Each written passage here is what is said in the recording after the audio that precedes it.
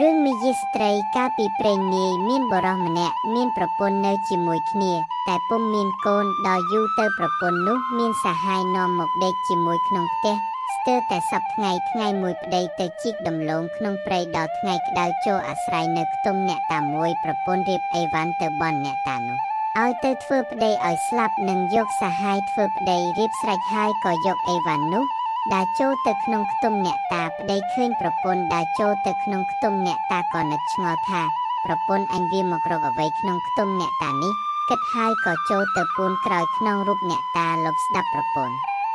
ឯប្រពន្ធក៏ចូលទៅអុជទៀនធូបហើយនិយាយបន់អ្នកតាថាខ្ញុំមិនចង់យកប្តីខ្ញុំទេខ្ញុំយកប្តីទៀតសូមអ្នកតាកាច់ប្តីខ្ញុំឲ្យស្លាប់ទៅខ្ញុំនឹងថ្វាយជ្រូកមួយប្តីលឺដូច្នោះក៏ឆ្លើយឡើងពីក្រោយអ្នកតាថាអាបានាងមានសហាយហើយចង់ឲ្យអញកាច់ប្តីនាងឲ្យស្លាប់នោះនេះទេវិលទៅផ្ទះវិញត្រូវរកមាន់ក្រាបទាំងមេទាំងពងមួយសម្បុកស្ងោឲ្យប្តីនាងស៊ីទៅវាស្លាប់ហើយមេនោះលឺដូច្នោះស្មានថាអ្នកតាបង្កប់ក៏ប្រញាប់វិលទៅផ្ទះរកទិញបានមេមាន់ក្រាបមួយសម្បុកស្ងោទុកឲ្យប្តីស៊ីដើម្បីឲ្យស្លាប់ហើយនឹងយកសហាយលុះដល់ប្រលប់ប្តីមកពីជីកដំឡូងដល់ហើយសួរថាគេឲ្យបានអីស៊ីបាយមេនោះឆ្លើយថាខ្ញុំបានមាន់ក្រាបមួយសម្បុកស្ងោរទុកឲ្យអ្នកប្តីថារៀបបាយមកស៊ីប្រពន្ធក៏លើកបាយទាំងមាន់ក្រាបមកឲ្យប្តីស៊ីអស់មាន់ហើយធ្វើជាឈឺដេកធ្ងន់ហឺមេនោះអត់ណាស់គិតស្មានថាប្តីជាមែនត្រូវនឹងពាក្យអ្នកតាបង្កប់ហើយត្បិតលឺធ្ងរឯប្តីក៏ធ្វើជាដេកទៅមេនោះគិតស្មានថាប្តីស្លាប់ក៏បើកទ្វារនាំយកសហាយចូលទៅដេកជាមួយអ្នកទាំងពីរកំពុងតែនិយាយគ្នាប្តីក៏ក្រោកឡើងអង្អុយហើយប្រពន្ធមកប្រាប់ថារងាណាស់ឯបុរសសហាយឃើញប្តីមេនោះក្រោកឡើងអង្គុយដូច្នោះស្ទុះរត់ពុំទាន់ក៏ចូលទៅពួនក្នុងពីងធំមួយនៅខាងដំណេកសំងំចាំដីនោះដេកខ្លួននឹងចេញពីពីងនោះទៅដេកនឹងស្រីនោះទៀតប្តីបានឃើញតែធ្វើជាមិនឃើញមិនដឹងប្រាប់ប្រពន្ធថារងាណាស់ឯងដាំទឹកឲ្យគ្នាមួយបន្តិចនឹងអាស្លាប់មេនោះឮថាចង់ស្លាប់ដូច្នោះអត់ណាស់ត្បិតត្រូវនឹងពាក្យដែលទៅបន់អ្នកតាលុះប្រពន្ធដាំទឹកពុះហើយប្តីថាទៅដងទឹកត្រជាត់បានមួយក៏មកយកមកលាយនឹងទឹកក្តៅនេះប្រពន្ធឮប្តីប្រើដូច្នោះក៏យកក្អមចេញទៅដងទឹកប្តីឃើញប្រពន្ធទៅបាត់ក៏ក្រោកឡើងដើរទៅលើកទឹកពុះមួយខ្ទះនោះយកទៅស្រោចលើសហាយនៅក្នុងពីងនោះស្លាប់ទៅហើយចូលទៅដេកធ្វើជាឈឺធ្ងរទៀតមេនោះវិលពីដងទឹកវិញមើលទៅឃើញសហាយត្រូវទឹកក្តៅរួញសៃដូចគេក៏ចេញពីពីងមកក៏អោនខ្សឹបថាអ្វីក៏មិនអោនទៅវាមិនទាន់ដេកទេអានោះនៅឆ្ងក់ដែរមេនោះយកដៃទៅចាប់ច្រមុះទៅត្រូវស្លឹកត្រចៀករហែកជ្រុះទាំងសក់ទើបដឹងថាប្តីស្រេចទឹកក្តៅស្លាប់សហាយទៅហើយក៏ពុំស្ដីយកគ្រប់ពីងមកគ្រប់ហើយយកទឹកមកឲ្យប្តីងូតឯប្តីក៏មិនស្ដីទឹកក៏មិនងូតប្រាប់ប្រពន្ធថាអញគ្រាន់បើហើយហៅប្រពន្ធចូលដេកទៅលុះព្រឹកប្រហាមឡើងមេនោះពុំដឹងធ្វើដូចម្ដេចនឹងយកខ្មោចចេញឲ្យរួចផុតពីផ្ទះក៏នឹងឃើញថាក្នុងស្រុកនេះមានចៅ4នាក់តែងតែប្លួចអីវ៉ាន់អ្នកផងតែសប្ថ្ងៃគ្រប់ភូមិដូច្នេះអញនឹងគិតឲ្យចៅទាំង4នាក់នោះយកខ្មោចចេញពីផ្ទះអញទៅចោលក្នុងព្រៃឲ្យបានគិតហើយក៏ដើរខ្ចីសម្ពុតហូរឲ្យព្រៃគេយកមកហាជុំផ្ទះឯចៅទាំង4នាក់នោះឃើញហើយគិតថាជើមេនេះមានណាស់តើយប់នេះយើងនឹងទៅលួចវាឲ្យបានកុំខានសប្ថ្ងៃយើងស្មានតែវាមេនោះក៏ហាសម្ពុតហាឲ្យព្រែនោះលុះដល់ពេលល្ងាចយកទៅជូនគេវិញហើយយកខ្សែចង្រិតរួចពីងខ្មោចនោះឲ្យជាប់ទុកឲ្យចោលចូលមកសែងយកទៅឯចោល4នាក់លុះយប់ក៏បួលគ្នាទៅលួចចូលទៅរករបស់ទាំងនោះពុំឃើញតែពីងមួយចង់មាត់ចាប់បើកពុំរួចចោលទាំង4នាក់និយាយគ្នាថារបស់អស់នេះវាដាក់ក្នុងពីងនេះហើយបើដូច្នេះយើងត្រូវសែងពីងនេះថាហើយក៏នាំគ្នាសែងពីងនេះទៅដល់ព្រៃឆ្ងាយក៏ស្រាយលូកមើលអាមួយលូកដៃទៅត្រូវសក់ថាវៃសូតដកដៃចេញអាមួយលូកដៃទៅត្រូវស្លឹកត្រចៀកត្រូវភ្នែកច្រមុះស្រែកថាវៃខ្មោចទេអាមួយមិនជឿក៏ល្អដៃទៅទៀតត្រូវដើមទ្រូងដឹងថាខ្មោចមែនក៏ទុះរត់ចោលហើយខឹងណាស់ថាត្បិតមេនោះបញ្ឆោតឲ្យសែងខ្មោចចោលបានចោលទាំង4នាក់គិតគ្នាថាយើងឃ្លាំមើលមេនោះបើឃើញវាដើរម្នាក់វាត្រូវគ្នាយើងចំរោមចាប់វាឲ្យវារៀងកុំឲ្យវាបញ្ឆោតយើងទៀត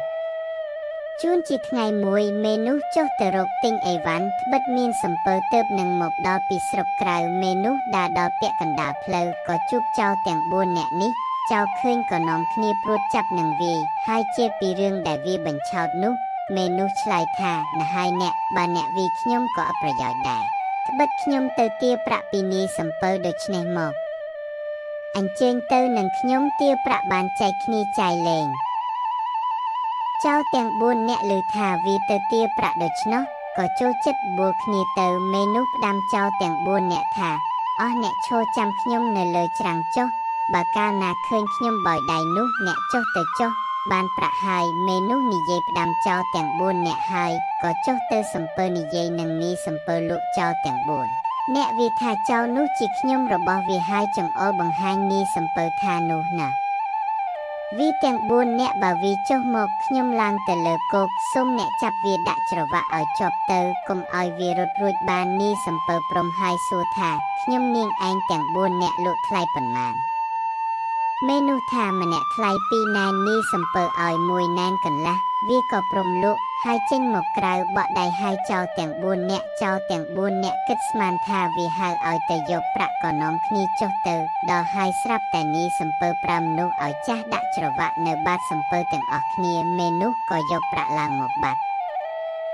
បានប្រាក់ហើយមេនោះដើរវិលមកផ្ទះវិញដល់កណ្ដាលផ្លូវចូលជួនជាយប់ពុំហ៊ានដើរទៅទៀតក៏ឡើងទៅដេកលើដើមឈើធំមួយនៅប្រផ្លូវនោះឯចៅ4នាក់នាយសំពើដាក់ច្រវាក់ជាប់ហើយក៏និយាយគ្នាថាជើ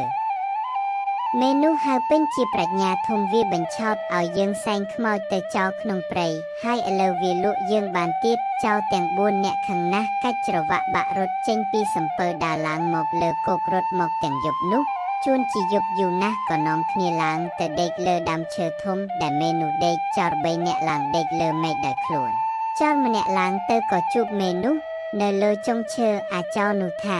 អាហងឯងស្លាប់ហើយម្ដងនេះហងឯងធ្លាប់តែបញ្ឆោតយើងឥឡូវហងឯងរត់ចុះបើរួចមេនោះលើប្រាក់បង្ហាញហើយខ្សឹបថាណាហើយអ្នកកុំស្ដីកុំឲ្យអ្នកទាំង3នាក់ដឹងយើងត្រូវយកគ្នាជាប្តីប្រពន្ធហើយយកប្រាក់នេះទៅចាយរកស៊ីស្រួលជាងនៅកុំធ្វើបាបខ្ញុំធ្វើអីអាចោរដូច្នេះក៏មិនស្ដីខិតចូលទៅជិតលោកដៃអបគៀកមេនោះថាអើ